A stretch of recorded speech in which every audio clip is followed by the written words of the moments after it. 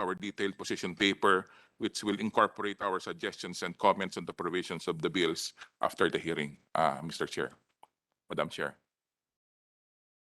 Just want to ask a question from the BIFAR, because I think you are that agency of the government who should be which will be concerned with the salt industry, because they are in the waters, and you are the Bureau of Fisheries and Aquatic Resources. Because according to write-ups, in the 1960s and 1970s, we produced 240,000 metric tons of salt. Okay. Today,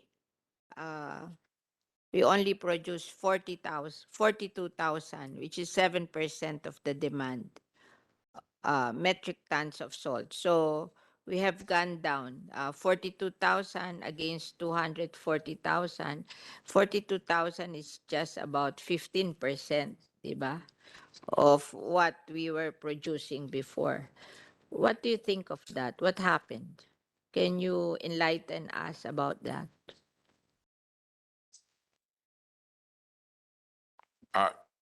Madam Chair, previously, Madam Chair, before last year, 2022, the BIFAR is not actually engaged in the salt industry, nor in regulating the salt industry.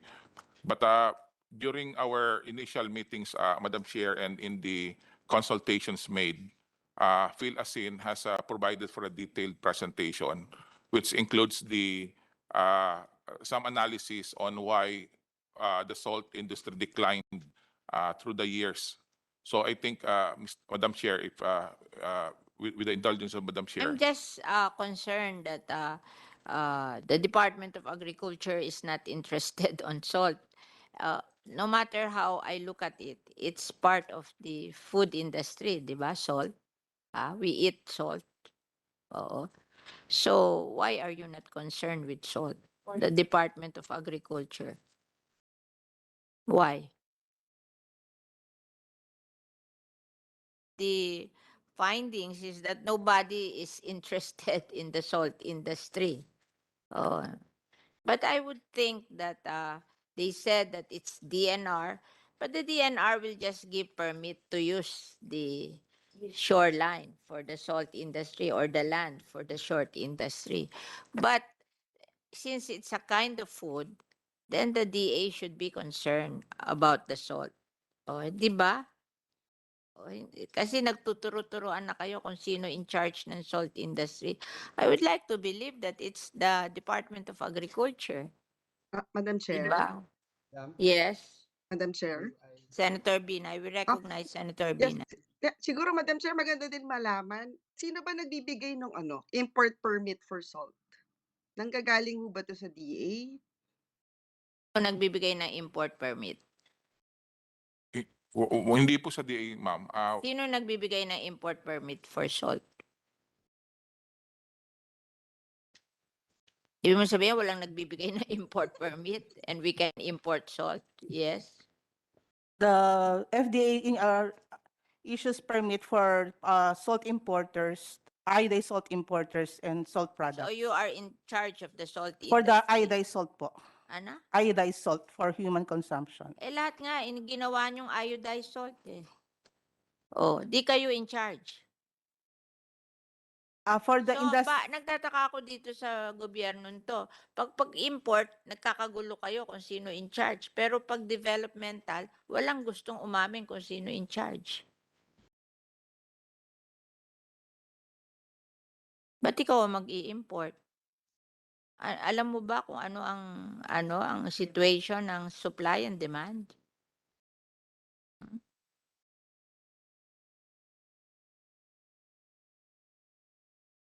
Sino ang boss mo na nagsabi sa iyo na ikaw ang mag-issue ng import permit? I'm referring po dun sa iodized salt po. Lahat nga ginawa niyong iodized salt by legislation eh. Di ba yung legislation? Yun yung nag-provide ng iodized salt. Di lahat ng salt is iodized.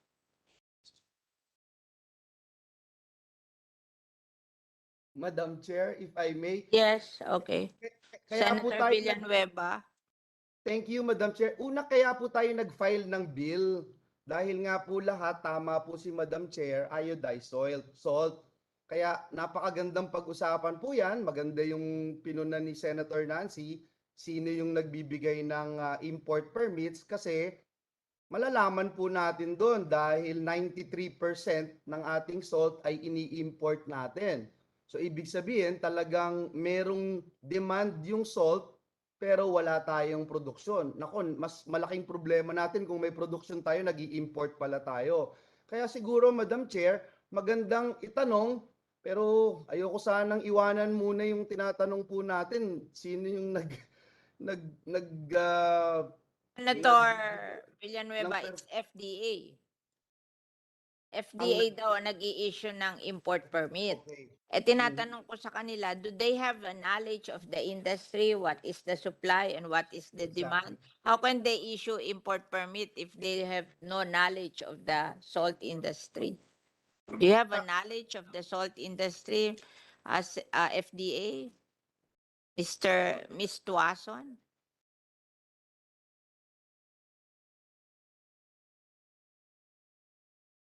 Ang basis ng importation. We're referring po dun sa mga iodized salt po na intended for human consumption. Lahat nga ginawa nyo ng iodized. So, we're referring to salt for human consumption kasi under the law, you made all salt iodized. So yung pong hindi po iodized salt, hindi Wala po namang under ng hindi FDA po. iodized eh. Hinuhuli nga yung hindi Illegal iodized. nga yun eh. Bawal. O paano nyo Madam- na-determine kung sa ano ang i-import? Only po yung mga iodized salt food products, iodized salt po per se. O na how do with- you know what is the iodized Yung salt? pong may- That's the whole industry, the iodized salt. So don't qualify pa kasi pina-legislate nyo na lahat ng salt iodized. Kaya when you talk of iodized salt, that's the whole salt industry. So how do you determine the importation? Yung pong mga nag-apply lang po sa FDA na may Certificate of Product Registration, yun lang pong allowed na mag-import po ng iodized salt.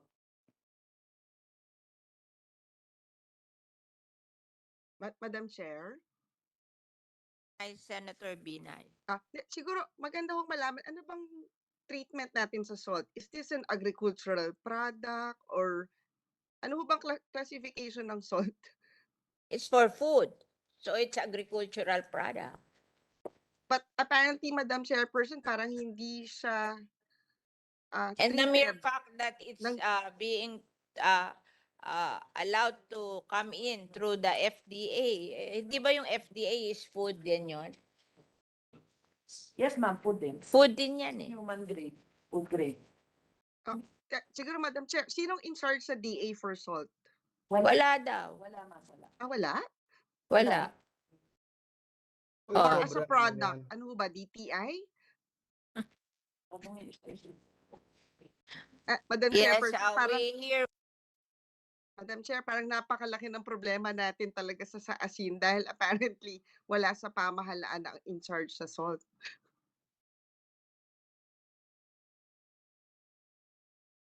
from BIFAR. Yes, ma'am. Apo. In sometime ma'am, in 2021, there was a House of Representatives resolution that was issued tasking the Bureau to take charge of salt programs. And because of that resolution, Madam, and by virtue of that resolution, a 100 million was incorporated in Bayanihan funds uh, to the DA budget, and that was directly downloaded from the DA to the different regional directors. But this is the first time in 2022 that such resolution was issued and that such budget was provided. In Yes, ma'am. In 2023, Madam, this 2023, we have 100 million budget that was allocated for salt development program. But everything started only with from the 2022 Bayanihan funds, Madam Chair. Madam Chair, permission to speak. Yes, can you introduce yourself? We acknowledge. My name is Gerard Konghun from ASIN. I would like to try to address the question.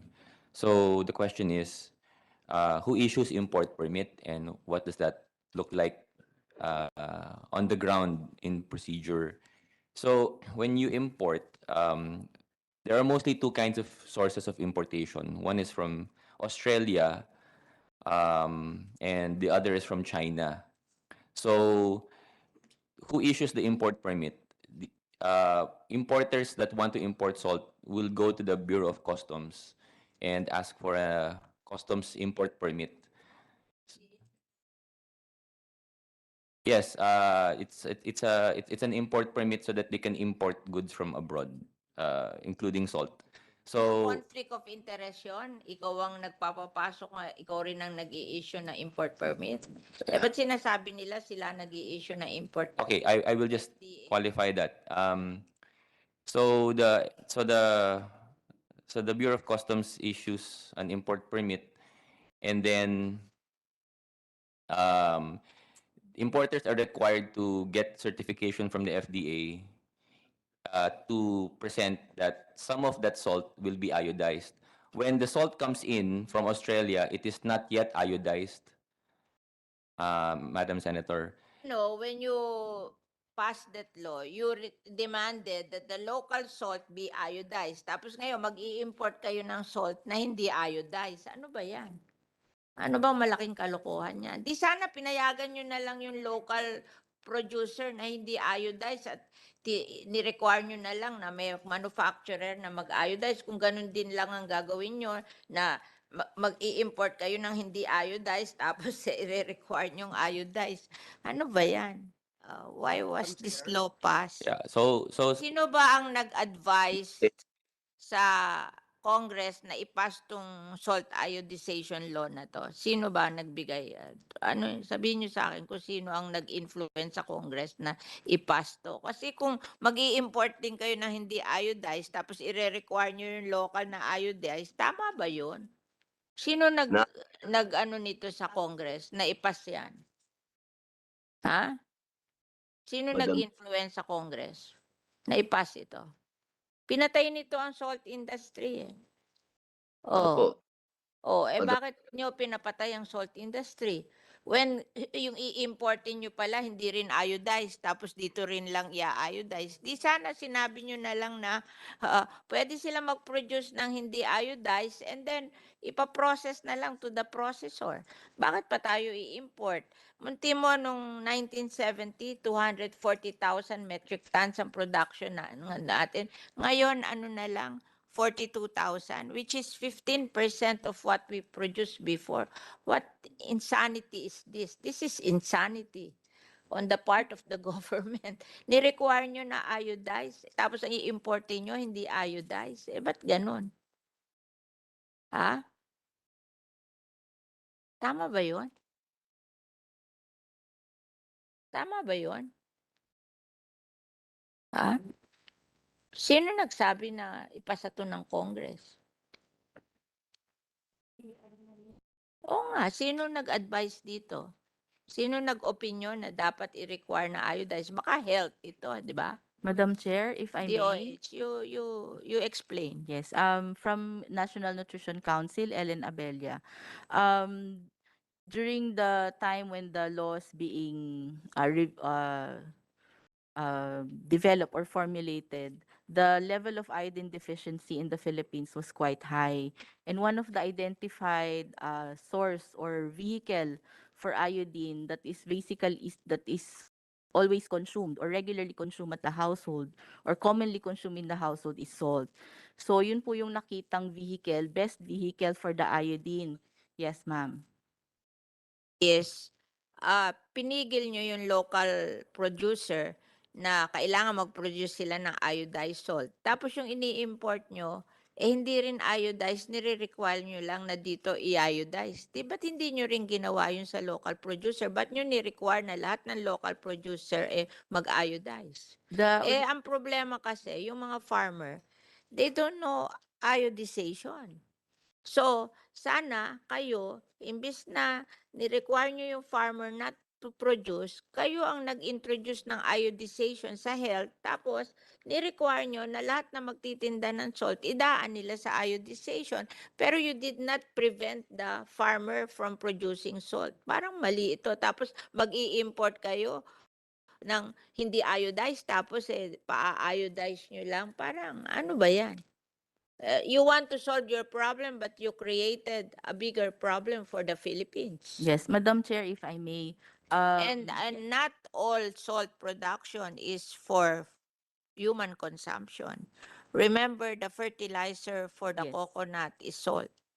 So, in effect, deprive nyo yung coconut industry of their source of fertilizer. Parang mali yung pagka-advise nyo niyan. Dapat, ni-require nyo lang na yung ibebenta sa consumer is iodized. But you should not you should not require the whole salt industry to iodize. Tumigil ang mga salt producer kasi yung requirement yung iodization, hindi nila kaya yun eh. Kasi for you to iodize, you have to have a processing. Dapat nag-build na lang kayo ng processing instead of stopping the production of salt. Hindi naman lahat ng salt for human consumption eh. Nandito yung Philippine Coconut Authority. Can you explain to us that salt is a source of fertilizer for the coconut? Okay. PCA Administrator Bernie Cruz. Good morning po, Madam. Good morning po, Madam Chair. I was new sa PCA po, but there are several visitors who visited me and offering po yung tawag nila is agricultural grade salt fertilizer. Actually, ang coconut, ang natural ano niya is near the sea. So, habang lumalayo po sa dagat, kailangan po ng salt parang fertilizer niya, part ng fertilizer. So, pag nasa mga mountainous area na po, para mag-high yield, Pero kailangan hindi po ng kailangan salt. iodized salt. Hindi Madam, po. Madam Chair. Pinapadala po sa amin doon. Bakit nila pinara yung salt production para magkaroon kayo ng fertilizer for coconut? Remember, ang laking industry ng coconut sa Philippines. Madam Chairperson. Kasi laki sila ng rice. So pag diniprive mo sila ng fertilizer, you are killing also the coconut industry. Bakit mo i-require lahat i-iodize? Sila daw natural salt ang ginagamit nyo for your fertilizer, di ba? Opo, kung Madam Chair. Madam Chair. Yes. Madam Chair. Yes. Madam Chair. Senator Binay, can you please let me finish my statement before you intercede? Okay, Madam Chair. preside, okay?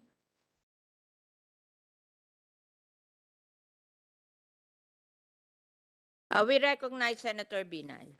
Thank you, Madam Chair. Hindi, itatanong ko lang ho kasi nabanggit ho ni from PCA, may nag-offer daw sa kanya ng ASIN. Imported ho ba yun? Ba't hindi siya pumunta? Ano ang question mo? May nag-offer daw ho ng salt sa kanya for fertilizer. It's Imported ho ba yung nag-offer sa kanya? imported ba? Madam Chair, yung nagdala po ng sample doon is from Australia. See? Para blacks po siya, hindi siya yung pino na asin. Okay, So, thank you. now offering salt from Australia to be used as fertilizer for the coconut industry. Is that what you're saying? Opo, Madam Chair. So do you need salt from Australia? Can you not rely on the salt production from the Philippines? Madam Chair, ano po, yung aming purchase ng fertilizer is bidded out po to whoever gives us the lowest price. And if you import from Australia or you help the Philippine salt maker have a market in the coconut industry as chairman of the Philippine Coconut Administration? Sa amin po, Madam Chair, we would like local, kasi local talaga yung ating Promise me that you will help the local salt industry to be able to produce salt which you can use as fertilizer for your coconut. Can you assure me that? yes, Madam Chair. Okay, thank you. Madam Madam Chair, Madam if I Chair, may. Madam. Madam Chair, can I comment?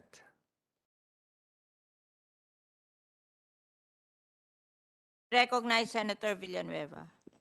Thank you, Madam Chair. Madam Chair, I'm feeling very salty here.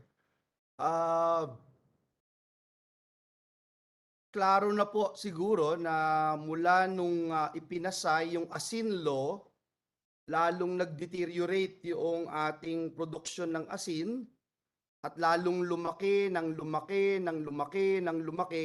ang importation natin ng asin. Before the passage of ASIN law in the 1990s, correct me if I'm wrong, from our resource persons, 85% locally produced po natin. After the ASIN law, ang pinuproduce na lang natin is 7%. Meaning, nung 1990s, 15% lang ang importation natin ng asin. Ngayon po, 93% na. Madam Chair, I have to say this, I come from Bulacan. Bulacan used to supply 45% of the salt requirement in the country in the 80s. Other provinces that contributed to the country's salt needs include Pangasinan, Occidental Mindoro, and Cavite. Now, our average annual salt consumption as of 2020 is 683,000 metric tons. 683,000 noong 2020. Sabi po ng DTI, at narinig natin kanina yung representative sa coconut industry natin, nung napasa po yung Coco Levy, RA 1024, sabi po doon, it will create an additional demand of at least 300,000 metric tons of salt per year to supply 300 million coconut trees with adequate salt fertilizer. So, ito lamang po, it brings the projected total salt demand to 983,000 metric tons or almost 1 million metric tons annually. Tutulungan ko na po yung mga resource persons natin kasi Madam Chair, umiinit na rin yung ulo ko kasi parang naghahanda yung mga resource persons natin. Kayo dito tuwing magkakaroon tayo ng hearing, panay aral natin, panay tingin natin sa data, panay research natin. Ito po yung comparative salt trade data as of 2021. Galing po sa World Bank ito. Makikita po natin yung comparative analysis sa iba't ibang bansa. Ang Pilipinas po, uulitin ko, 36,289 ang coastline natin. Napakalaki po. Pero pag tinignan po natin, ang ini-import po natin yung volume, 646,686,000 kilograms. Yun po yung ini-import natin. Hindi ba parang nakakahiya po tayo, Madam Chair? Yung Hong Kong, tingnan nyo po, 733 kilometers lang yung coastline nila. Singapore, 193 lang. Since the passage of ASIN law in 1995, gusto nating malaman, ano ba talaga yung ginawa ng DTI? Kasi parang ang sinasabi natin, Madam Chair, kanina binabanggit nyo nga, parang wala nang ginawa. Yung DTI, DOH, DOST, Cooperative Development Authority, DENR, isama na rin natin to help our salt farmers. Marami yung kababayan ko na wala ng trabaho eh. Maraming kababayan ko na wala ng hanap buhay. In terms of meeting the requirements of the ASIN law. Kasi makita ho natin dyan, ano ba talaga yung ginawa? Ilan ba yung mechanized equipment for drying and storage facilities? Ilan yung nagawa po nila? And for so long, dapat nagsalita na sila sa atin sa Kongreso for so long. Sinabi na nila, oh, i-repeal na natin yan, gawin na natin yan. And again, Madam Chair, that's the main reason why I filed this Senate bill. Thank you, Madam Chair. You're welcome, Senator Villanueva. I just want to ask the FDA, how much of our salt demand is for iodization? Kasi hindi naman lahat ng salt demand is for iodization. How much? Out of the 600,000 metric tons, ilan ang kailangan iodized salt?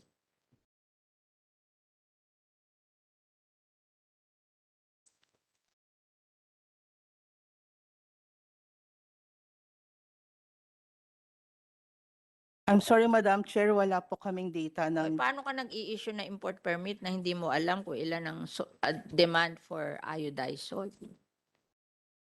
As I said, sir, ma'am po, Ano ba ang head mo? ang head po ng FDA po, si Dr. Samuel Sakate po.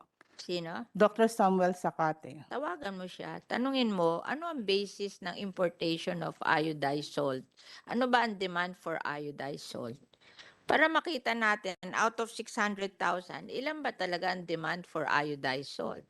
Kasi dapat, nung sinulat ang batas, inilimit lang doon ang iodization, di ba? Oo, at pinabayaan sila na mag-produce sila ng raw salt kasi ginagamit sa ibang bagay, hindi naman lahat for food. Oo, ilan dito ang for iodized salt? Madam Senator, Yes. permission to speak. Okay. The out of the 683,000 tons, about 540,000 tons will be for salt for human consumption. This will go to the household and the food processing industry. So that's about 78% will be for human consumption. So yun pong i-iodize po ang kailangan. Sabi sa study, it's 36%. For human consumption. Kasi I think, Iho, you're biased because you are a trader and an importer. I'm So not a you trader, cannot ma'am. make an unbiased point of view. Because based on study, it's We are 36%. we are For other uses, it's 63%. Ito yung study. And I'm so yeah. surprised that you are issuing import permit. You don't know this. You should know this. Because what is your basis for issuing import permit for iodized salt? Oh, it says here 1/3 is for human consumption and 2/3 for other uses. But when you made the law, you make it all iodization. Who advised them to do that? Kasi usually, pag gumagawa ng law, may nag-a-advise na government agency na kung ano ang gagawin. Ito, nagulat kami na lahat pina-iodize. Kasi kaya yung mga small farmer na hindi naman marunong mag-iodize, ni-require nyo lahat mag-iodize, pumara na sila sa pag-produce ng salt kasi hindi nila alam yung iodization. You have to understand our small farmers. They are not as intelligent, as well-educated as you are. And then, sana kung ni-require yun, tinulungan sila to do iodization. Wala naman tumulong. Ngayon, may walang uma-admit kung sino ang in charge ng salt industry. Hanggang ngayon, hindi natin. Sino ba in charge ng salt industry? Is it DA? Is it BIFAR? Is it DNR? Is it the Department of Health? Sino ba in charge? Wala na ngayong uma-admit kung sino in charge. So you let the whole industry deteriorate by agreeing to that uh, uh, ASIN law na sabi nga dito sa study, 1/3 lang ang dapat iodized for human consumption. 2/3 is for other uses. Bakit ni-require lahat? Anyway, sino ba ang may idea na gusto magsalita after this? Nasaan yung DNR? Where is the DNR? Oh, can you make an opinion on this, on what happened here? You are the land management Yes. division chief of the land management division of DNR, and you are the one giving them places to do salt making. Yes, that's Yeah. the role of the Land Management Bureau under the DNR. Our mandate is to lease out foreshore areas. These are lands adjacent to AND lands or those lands that were titled. During the 1970s, when we produced a lot of salt, you assigned areas to be used for salt making. Di ba? Kayo ang may power eh. Oh. And now, we are just producing 42,000. Is there a difference between the land during that time and the land now allocated for salt making? I don't believe there is a difference. But let me clarify the role of the Bureau of Lands then. Actually, we accept applications. Sa foreshore po kasi, we give preferential rights to apply to those landowners because these are A&D lands, are titled lands. So these landowners, Where they produce the salt is not titled, are if- not yes, titled there lands. are They cases. we're talking of the shoreline, di ba? Oh, bakit Yes, ngayon ganyan na salita nyo? Yung pong shoreline, they are not supposed to be titled. But Oh. the adjacent to the shoreline, the foreshore line, are So you A&D cannot use lands. the shoreline They if can use, the ma'am. shoreline. Yes. If They have to lease it oh out. yeah. So hindi lahat titled land. No, yeah. Oh, yeah. But what I'm saying is, for title owners, for landowners adjacent to this foreshore, we have to consult them. Because under the Public Land Act, they have the preferential right to apply for a foreshore lease So if agreement. they don't want to apply, Yes, ma'am. then you can give it to Yes. another person. It's And just have what you call that first option for them because they are near the shore. Yeah, but if they don't want, then you can give it to others. It can be open to others, but that others should have consulted and get a waiver from the landowner adjacent to that foreshore. So I'm just asking you, is there a difference with the land allocated during that time and during this time? Because our production decreased by from 240,000 metric tons to 42,000 metric tons. So, lumiit ba yung lupang pinagagawa ng salt o hindi? Unfortunately, ma'am, I couldn't make a categorical response. Why? Because up to now, we do not have a land use act, which No, would have it's not the land use come act. up You with a give permit policy. to use it. It's not Uh, the land use act. My mer- God, how you answer me. I'm so surprised. That's why I don't want to do this hearing anymore sometimes. Because when you answer me, I'm so surprised on how you answer me. But may blame ang land use act. Sinabi mo nang ikaw ang nagbibigay ng permit for them to use them as salt beds. I Tapos clarify. ituro mo na naman yung land use act. Alam mo, yung land use act, sasabihin ko sa'yo, baka pinariringgan mo. Kaya hindi ko pinapasa yun. Yung land use act is in the power of the local government to determine their land use. They want to transfer it to the national government. So it's a conflict between the local government and the national government. And I don't want to be in the middle of the conflict. Oh, kasi pag tinanggal mo yan sa local government, magagalit sa yung local government. Pag dinala mo yan sa national government. Hindi naman walang in charge ng land use ngayon eh. Every local government is required to deal their own land use plan. And they give permit on how they will use the land. And we were talking about it during the last administration. And the Department of Finance said, bakit natin kukunin sa local? Mas alam ba natin kung ano dapat gawin ng mga taga-probinsya sa lupa nila? Kasi mas magaling pa tayo doon, may hindi naman tayo nakakarating doon. Oh, yun ang conflict ng land use plan eh. Oh, that the power is given to the local government. Are we going to get it from the local government and give it to a national agency? That's what I'm asking. Do you think the national agency will be better in implementing the land use plan than the local government? That's my question. Because I don't agree that the national government will be better than the local government. I want to give that option to the local government. Eh, yun lang naman ang conflict eh. Oh, tapos sasabihin mo sa akin, humihingi lang ng permit sa'yo to use yung shore, foreshore as salt bed. Eh, sasabihin mo sa akin, dahil walang land use plan, nagbibigay kayo ng permit na eh. How come merong salt production? Kung hindi kayo nagbigay ng permit, di dapat ikaw, as a land management division, inaralan mo bago ka pumunta dito, ilan ang binigyan yung hectare na permit for salt making, di ba?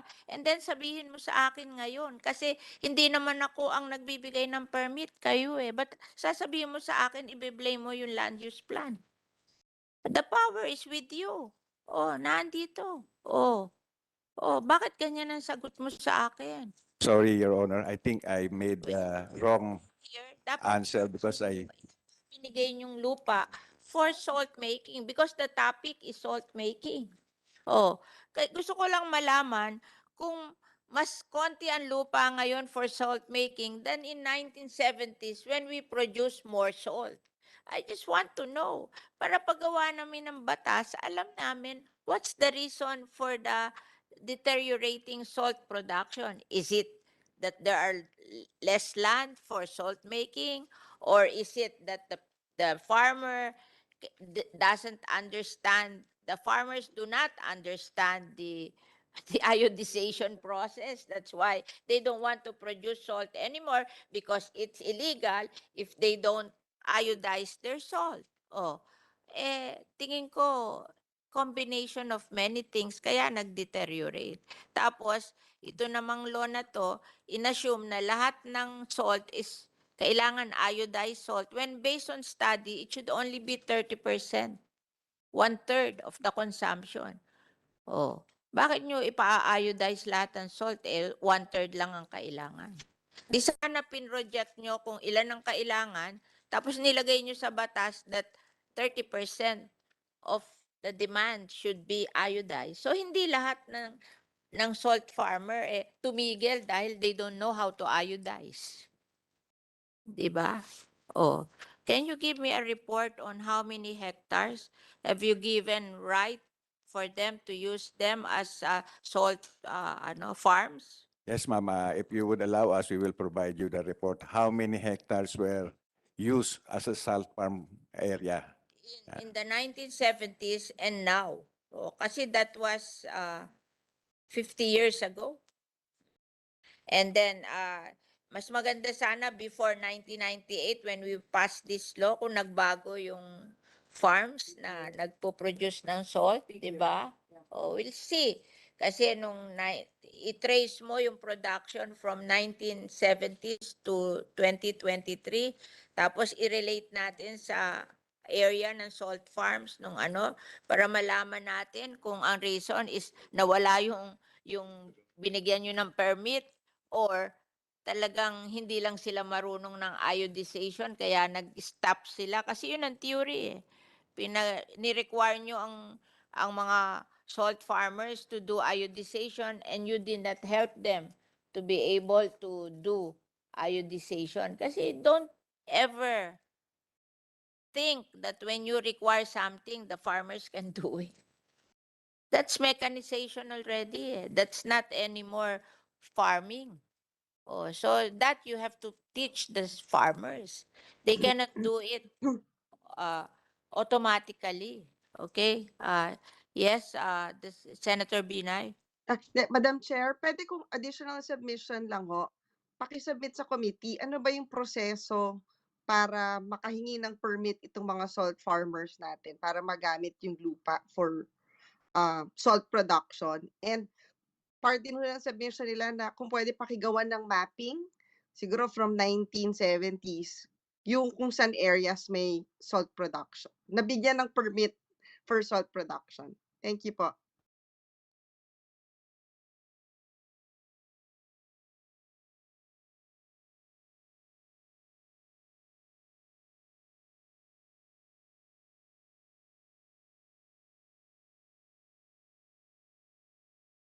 There is a person online, ano ba to? Corporate secretary ng ano? Salt Industry Board ng Pangasinan. Okay. There is a person online who is the corporate secretary of the Salt Industry Board of Pangasinan, which is one of the biggest producer of salt. The name is Miss Evelyn Breguera. And we want to get his opinion why they don't want to produce salt anymore. So that we will have an idea what goes in the mind of the salt producer. We recognize Miss Evelyn online.